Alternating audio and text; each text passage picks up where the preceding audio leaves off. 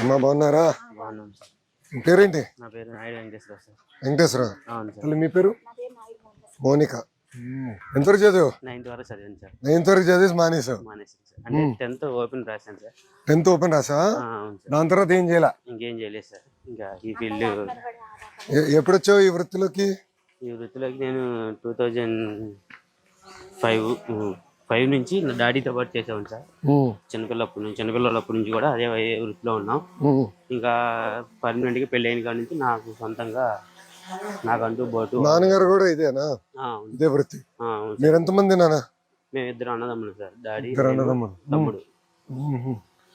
ఎన్నున్నాయి బోట్లు కుటుంబంలో? కుటుంబంలో అంటే నాకు సపరేట్ గా బోట్ ఉంది సార్. నాన్నకు సపరేట్ గా బోట్ ఉంది సార్. 2 బోట్లు ఉన్నాయి సార్. ఏం కలుతాయి చెప్పు. మీరు ఎన్ని గంటలు వెళ్తారు? మేము తెల్లారి గట్టాల 2ంటికి 3ంటికి వెళ్తాం సార్. 2-3 బయలుదేరా? నైట్ 2-3ంటికి వెళ్ళి బయలుదేరేసి వెళ్ళి వాళ్ళలో ఉన్న చేపలు పీతలు అవి ఏమన్నా పడితే అవి తప్పించుకుని వచ్చి మళ్ళీ రిటర్న్ 9ంటికల్లా ఇంటికి వచ్చేస్తాం సార్. పొద్దున వచ్చేసి మళ్ళీ అవన్నీ అమ్మేసుకుని సాయంత్రం మళ్ళీ 5ంటికి అలా స్టార్ట్ అయ్యి వెళ్తాం సార్. ఇప్పుడు ఎక్కడ అమ్ముతావు? ఇక్కడే సార్ లోకల్లో కంపెనీస్. లోకల్లో కంపెనీలకి ఇచ్చేస్తారు. అవును సార్. ఇక్కడ చూసే వచ్చేటప్పుడు షాపులు కూడా ఉన్నాయి కదా, వాళ్ళకి ఇస్తారా? వాళ్ళకి ఇస్తాం సార్. వాళ్ళేమో డైరెక్ట్ ఎక్స్పోర్ట్ చేసుకుంటారు సార్. వాళ్ళు అంటే ఒక ఫిష్ ఒక ఏరియాకి వెళ్ళేది కదా, అలా వెళ్ళి వాళ్ళు గ్రేడింగ్ చేసుకుని ఏ ఫిష్ ఏ ఏరియాకి వెళ్తే బాగుంటది. ఈరోజు మీకు పొండి చేప పట్టా. ఇక్కడ మా లక్ష్మీ నరసింహస్వామిని తీసుకొచ్చారు ఇక్కడ నుంచి. పేరేంటమ్మా? పార్వతి. భలే ఉన్నావు, తెలిసినాక వచ్చా. నీ పేరేంటమ్మా? సుధీర్. ఎన్ని సంవత్సరాలు అయింది పెళ్ళి? బాగా చూసుకుంటున్నాడా? కంప్లైంట్ ఏమంటే చెప్పి ఇప్పుడే పట్టేసుకుంటా మనోడు వదిలిపెట్టాను. 6 సంవత్సరాలు అయింది. పిల్లలు ఉన్నారమ్మా? ఎంతమంది? 4. ఏం చదువుతున్నారు?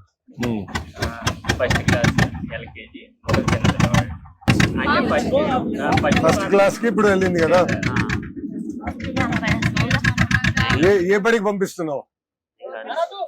గవర్నమెంట్ స్కూలేనా? ఎక్కడ? ఇక్కడ. ఎంతమంది పిల్లలు ఉన్నారు ఇక్కడ గవర్నమెంట్ స్కూల్లో? చాలా మంది ఉన్నారు.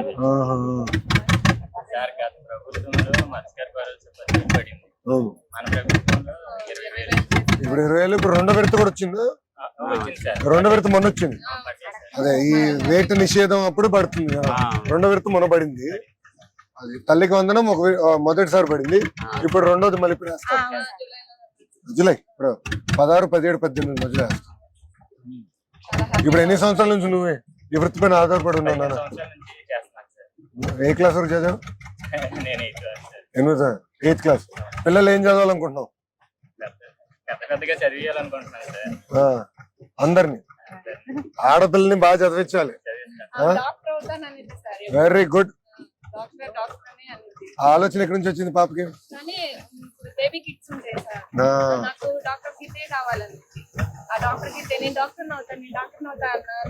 అక్కడి నుంచి ఆలోచన వచ్చింది. బాగా చదువుతుందా? టీచర్లు సరిపడి ఉన్నారా? టీచర్లు సరిపడి ఉన్నారు కదా. ఇప్పుడు ఒక క్లాస్ ఒక టీచర్ ఉంది కదా మన స్కూల్లో. అది మేజర్ క్లాస్ ఒక టీచర్, అది ఎక్కువ శ్రద్ధ పెట్టాను నేను. ఇప్పుడు ఈ వృత్తి పైన మీకు ఎంత ఆదాయం వస్తుందమ్మా? నెలకు వచ్చి 20,000 వరకు. 1,000-1,500 వస్తే మాకు బాగా వచ్చినట్టు సార్. 1,000-1,500 లేదంటే వచ్చేట్లతో రావాలి. ఆయిల్ డబ్బులు కూడా. మేము పొద్దున్న లేచి 4ంటికి బయలుదేరితే చేసుకుని బయలుదేరితే మార్నింగ్ వచ్చేసరికి 9-10 వచ్చేస్తాం. పొద్దున వెళ్ళి మళ్ళీ సాయంత్రం పోతే ఎన్నింటికి వెళ్తాం? మళ్ళీ సాయంత్రం 4-5ంటికి వెళ్తాం. బయలుదేరి మళ్ళీ వెళ్ళి వాళ్ళని నీట్ గా రేవులో వచ్చేసి రేవులు వేసేసి వచ్చేస్తాం. మళ్ళీ రాత్రి వెళ్ళేసి రేవులు వేసి వచ్చేస్తారు. పొద్దున్న మళ్ళీ పడతారు. పొద్దున్న సరుకు తెచ్చుకుంటారు. అండ్ ఇప్పుడు ఈ నెట్లు ఎన్ని రోజుకి ఒకసారి మార్చాల్సి వస్తుంది మీకు? వాళ్ళు ఉన్నాయి కదా సంవత్సరం అంటే బాగా వాడితే 3 నెలలకి అలా అయిపోతుంది సార్. మామూలుగా సంవత్సరానికి అయితే మార్చుకున్నాం. పర్లేదు సార్. ఇటువరకు మన తెలుగుదేశం ప్రభుత్వం ఉన్నప్పుడు సార్ మనకి సబ్సిడీ వచ్చేది సార్. అవును, వలల పైన సబ్సిడీ వచ్చేది, సబ్సిడీ వచ్చేది. ఇది కూడా వచ్చే బోట్ల పైన కూడా వచ్చేది. ఇంజిన్ ఇట్లా అన్నిటికీ సబ్సిడీ వచ్చేది సార్. ఇప్పుడు రీసెంట్ గా ఏమీ లేదు. మాకు వాటి వల్ల కొంచెం నష్టం. స్టార్ట్ చేయాలి. 5 years కల్లా మళ్ళీ ఇంజిన్ రిపేర్ వచ్చేస్తుంది. అబ్బా 5 years కి ఒకసారి మేము ఇంజిన్ కూడా మార్చుకోవాలి సార్. 5 సంవత్సరాలు ఒకసారి మార్చాలి. అవును సార్. ఉప్పు నీరే కదా మంది. ఒక బోటుకి వచ్చేసరికి ఎక్స్పీరియన్స్ 10 years వరకే ఉంటుంది సార్. అది ఇది ఏమంట ఇవ్వాలి, ఏదో చూద్దాం. ఎట్టేయాలి చెప్పు ఒకసారి. ఇటే ఇటే ఇటే ఏమంటావు కదా. ఎంత వయసు ఎంత మీది? కుర్రోడే ఇట్లా చేసాను. ఓకే, నన్ను లాగదు కదా. నాకు ఈత వచ్చి కానీ అంత గొప్ప కాదు. కాలే మేమున్నాం సార్ అసలు.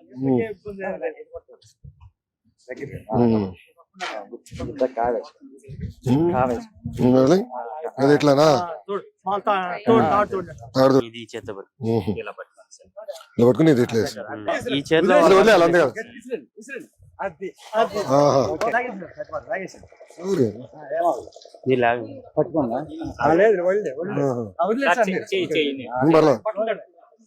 పర్లేదు, తడిస్తే ఏమవుతుంది? ఏమవుతుంది ఉప్పు నీరు?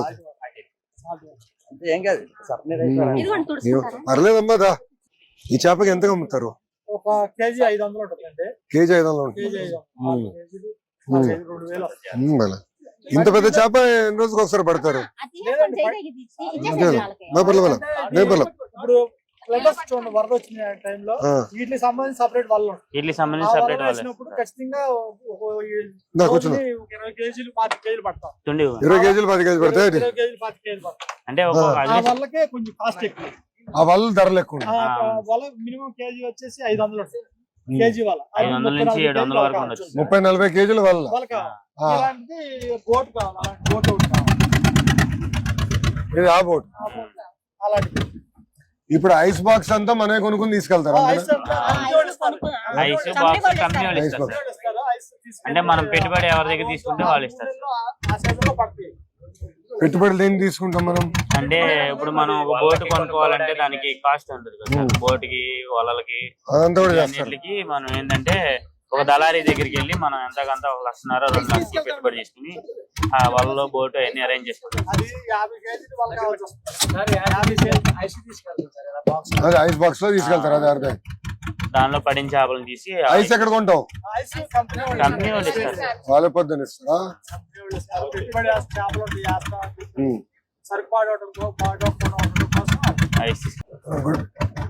మంచి పని పెట్టారు. ఇప్పుడు నాకు వెళ్ళి మంత్రి గారితో దెబ్బలాడాలి. ఇట్లా కలిసాం, ఇది చేయాలని అవగాహన వస్తే ఛాన్స్ ఉంటుంది కదా. మంచి పాయింట్. రైట్ లో అది ఇప్పుడు చెప్పేస్తాలే. కలెక్టర్ గారు చెప్పి అది పెద్ద పని కాదు. అసలు ఎన్నున్నాయో మొత్తం చూసుకుని దానికి ఎట్లా చేయాలో చేద్దాం.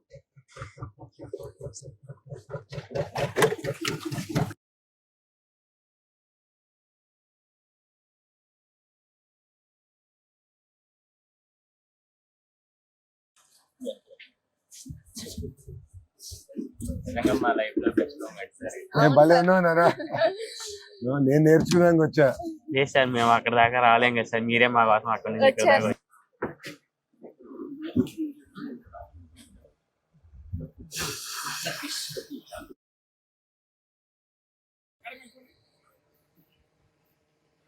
చాలా సంతోషం రా. ఇంకా టచ్ లో ఉంటాను.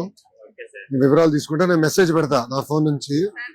ఏమైనా ఉంటే నాతో టచ్ లో ఉండి నేను చూసుకుంటాను. నాకు చెప్పావు కదా, మంచి ఐడియాలు ఇచ్చారు. నేను కూడా మంత్రి గారితో మాట్లాడుతాను. ఎందుకంటే మీ పట్టుదల నా జన్మలో మర్చిపోలేను.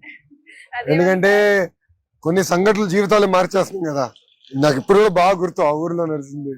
ఏం చేయాలి నేను మంత్రి గారితో డిస్కస్ చేస్తాను. Welcome back. థ్యాంక్ యూ నాన్న. ఉంటా చెల్లమ్మ. పిల్లలు అడిగానని చెప్పు. థ్యాంక్ యూ అమ్మా.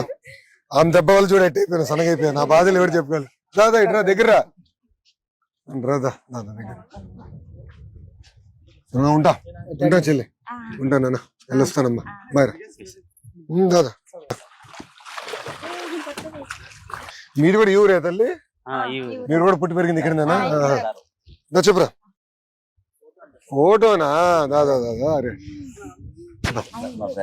దరాదు. అన్ననా తమ్ముడునా? అన్నయ్యనా? ఇద్దరులో రౌడీ ఎవరు? ఇద్దరు రౌడీలేనా? మళ్ళీ చెప్తున్నాడు రా.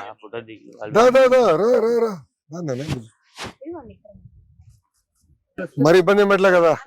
ఎవరు వచ్చి మా గురించి ఇలా పట్టించుకున్న వాళ్ళు లేరు సార్. ఇంత మటుకి ఊరికి ఊరు రాలేదు సార్. నాకు ఐడియా కోసం వచ్చా. భలే ఉన్నోళ్ళే అన్నారా? థ్యాంక్ యూ రా. ఉంటా చెల్లమ్మా, వెళ్ళొస్తా. ఉంటానమ్మా, వెళ్ళొస్తానన్నా. నాన్న ఉంటారా? వస్తా.